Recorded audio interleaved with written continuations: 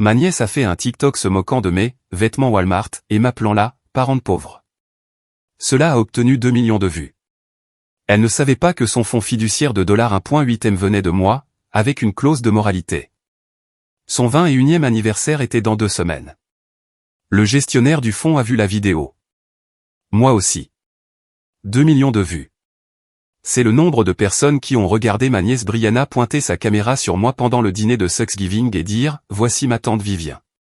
C'est littéralement la personne la plus pauvre de notre famille. Regardez sa tenue. Je suis presque sûr que ce pull vient de chez Walmart. Comme s'il venait du rayon des liquidations. Elle dégage une énergie de tante triste portée sur le vin. Les commentaires étaient brutaux. Pourquoi ressemble-t-elle à une enseignante remplaçante? Meuf, ta tante a besoin d'une cagnotte en ligne. La façon dont elle reste assise là sans savoir qu'elle se fait humilier. Brianna avait épinglé son commentaire préféré en haut.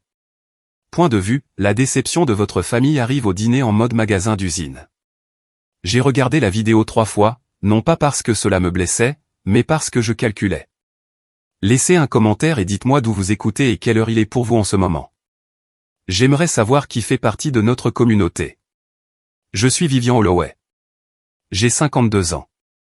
Je conduis une Honda Accord que j'ai depuis 11 ans. J'achète mes vêtements là où la qualité est bonne à des prix raisonnables, ce qui est parfois chez Walmart et parfois dans une boutique à Milan. Je ne publie rien sur les réseaux sociaux. Je ne porte pas de bijoux voyants. Je ne ressens pas le besoin d'annoncer ma présence lorsque j'entre dans une pièce. Ce que je possède, c'est une société de capital investissement que j'ai fondée il y a 23 ans. Elle gère actuellement 892 millions de dollars d'actifs. J'ai également un portefeuille immobilier d'une valeur d'environ 34 millions de dollars, une collection d'art que Sotheby's a évaluée à 12 millions de dollars, et une maison de plage à Malibu que j'ai achetée en 2008 lorsque le marché s'est effondré. Mais ma famille ne sait rien de tout cela. Pour eux, je suis juste tante Vivien, la calme, celle qui ne s'est jamais mariée, celle qui fait quelque chose dans les investissements, mais qui n'est clairement pas très douée pour cela car regardez comment elle s'habille. Regardez sa triste petite voiture. Regardez la façon dont elle apporte une tarte achetée en magasin à Thanksgiving au lieu d'embaucher un traiteur comme la mère de Brianna, ma belle-sœur Kendra. Je les ai laissés croire cela. Pendant 20 ans, je les ai laissés croire cela parce que lorsque mon frère Marcus a épousé Kendra, j'ai vu immédiatement quel genre de personne elle était. Elle mesurait tout aux étiquettes. Elle calculait la valeur humaine par la voiture que vous conduisiez, le sac que vous portiez, le quartier dans lequel vous viviez. Et je l'ai regardé élever Brianna pour qu'elle soit exactement de la même manière. Alors, j'ai pris une décision. J'aiderai Brianna quand même, non pas parce qu'elle le méritait, mais parce qu'elle était la fille de mon frère. J'ai créé un fonds fiduciaire à sa naissance. J'y ai contribué chaque année, discrètement, par le biais d'une fondation familiale qui masquait mon implication. Au moment où elle a eu 18 ans, il avait atteint 1 800 000 $. Mais je ne suis pas stupide. La fiducie avait des conditions très spécifiques. L'argent serait débloqué à son 21e anniversaire, mais seulement si elle respectait les exigences de caractère décrites à l'article 4. Le bénéficiaire doit faire preuve d'un comportement constant reflétant l'intégrité, la gentillesse et le respect des autres. Toute conduite publique jugée matériellement incompatible avec ces valeurs, telles que déterminées par le fiduciaire, peut entraîner la confiscation partielle ou totale des actifs de la fiducie. Le fiduciaire était mon avocat, Howard Peton. Il était avec moi depuis que j'avais fondé mon cabinet. Il était méticuleux, éthique et totalement dénué d'humour. Il se trouvait aussi qu'il était sur TikTok parce que son petit-fils adolescent lui avait montré comment l'utiliser. Howard m'a appelé le lendemain matin de Thanksgiving. « Vivian » a-t-il dit, sa voix plate. « Avez-vous vu la vidéo de votre nièce ? J'ai vu les 2 millions de vues. Elle humilie publiquement la bienfaitrice de son fonds fiduciaire, et elle ne le sait même pas. La section des commentaires est un cloaque. Elle leur répond, les encourageant. Elle a posté une vidéo de suivi ce matin classant les membres de sa famille par valeur nette. Vous étiez tout en bas. Je me suis versé une tasse de café. Quelle est votre évaluation, Howard ? L'article 4 est clair. Il s'agit d'une violation substantielle de la clause de moralité. Le comportement est public, documenté et continu. Elle n'est pas seulement méchante. Elle monétise la cruauté. Elle construit une marque en se moquant des gens qu'elle perçoit comme inférieurs à elle. Son 21e anniversaire est dans 2 semaines. Je suis au courant. Si vous voulez invoquer la clause de confiscation, j'ai besoin de votre autorisation écrite. Les fonds seront redirigés selon la désignation du bénéficiaire secondaire. Le bénéficiaire secondaire était un fonds de bourse d'études pour les étudiants de première génération. Je l'avais mis en place comme filet de sécurité, en espérant ne jamais avoir besoin de l'utiliser. Envoyez-moi les papiers, ai-je dit. J'ai signé cet après-midi-là. La confiscation était officielle. Le fonds fiduciaire d'1,8 million de Brianna avait disparu. Elle ne le savait simplement pas encore. Sa fête du 21e anniversaire était exactement ce à quoi on pouvait s'attendre. Kendra avait loué un lieu sur un toit au centre-ville.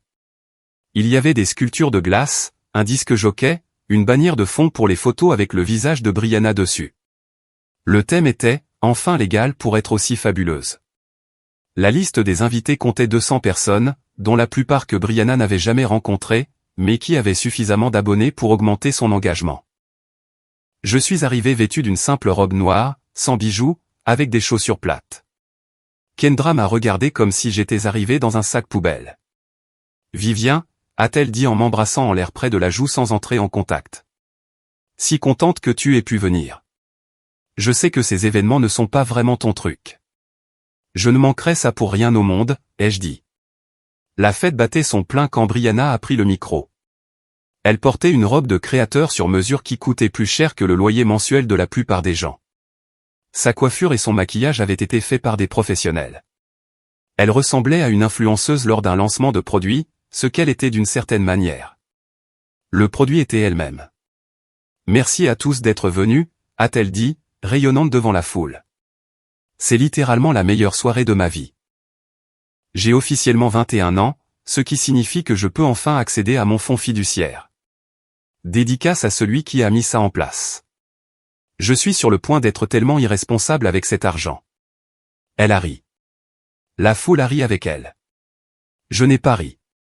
Kendra a fait teinter sa coupe de champagne. En fait, ma chérie, nous avons une surprise spéciale pour toi. L'administrateur du fonds fiduciaire est ici pour présenter tes papiers officiels. C'est une tradition familiale. Elle a fait un geste vers le côté de la pièce où Howard Peyton se tenait dans son habituel costume gris, tenant un porte-document en cuir. Brianna a poussé un cri aigu. « Oh mon Dieu, est-ce que ça arrive vraiment maintenant? Quelqu'un filme ça ?» Plusieurs téléphones se sont levés. Le moment était capturé sous tous les angles. Parfait. Howard a marché vers le centre de la pièce. Il n'a pas souri. Il ne souriait jamais. Il a ouvert le porte-document et s'est raclé la gorge. « Mademoiselle Brianna Holloway », a-t-il commencé.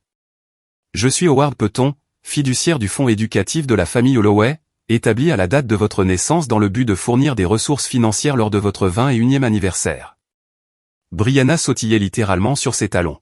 « C'est combien ? » Maman a dit que c'était beaucoup. La valeur initiale de la fiducie était d'1,8 million.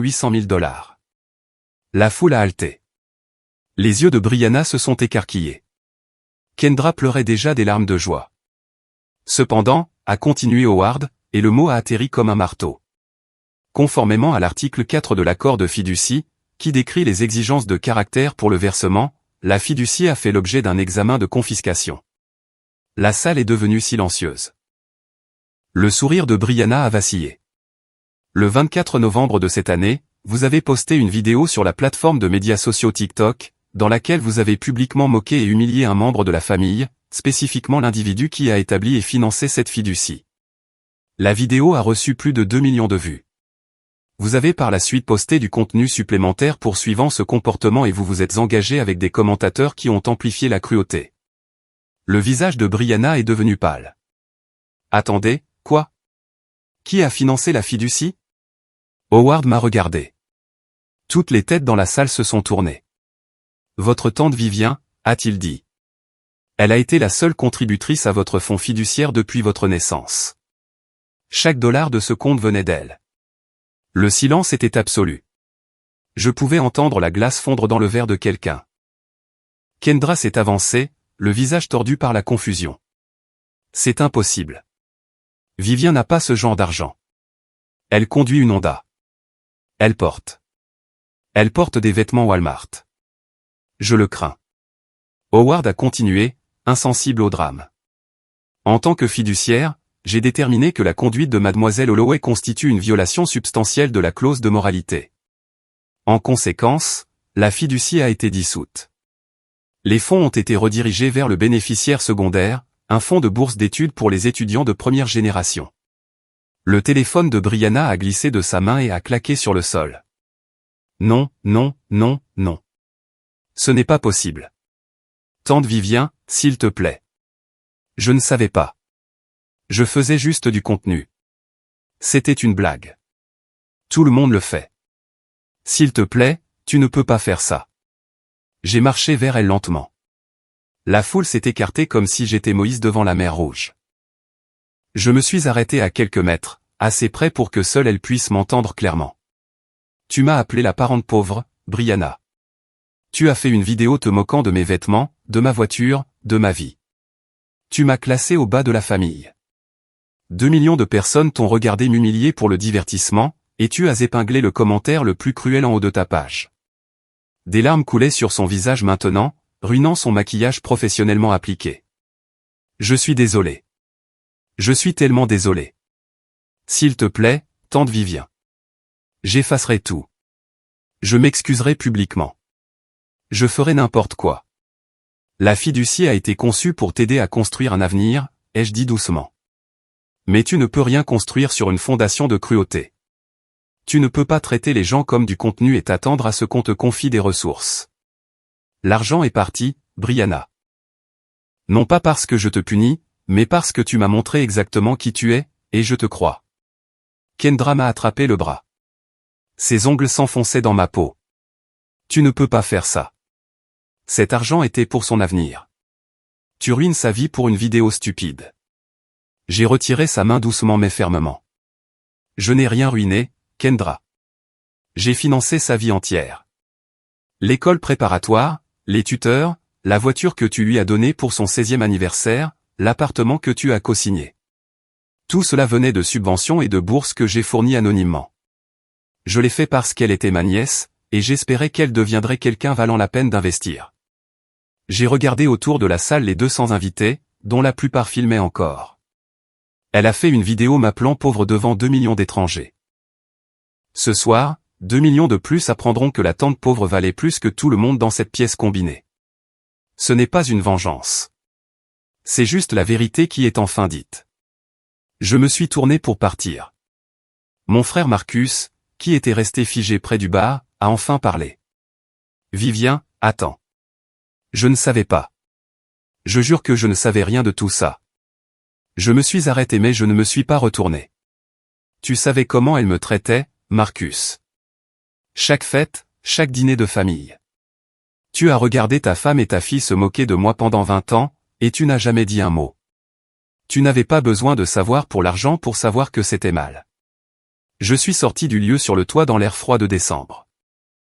Derrière moi, je pouvais entendre Brianna sangloter, Kendra crier sur Howard, et le murmure de 200 invités qui venaient d'être témoins de l'échec TikTok le plus cher de l'histoire. La vidéo de la fête est devenue virale le lendemain.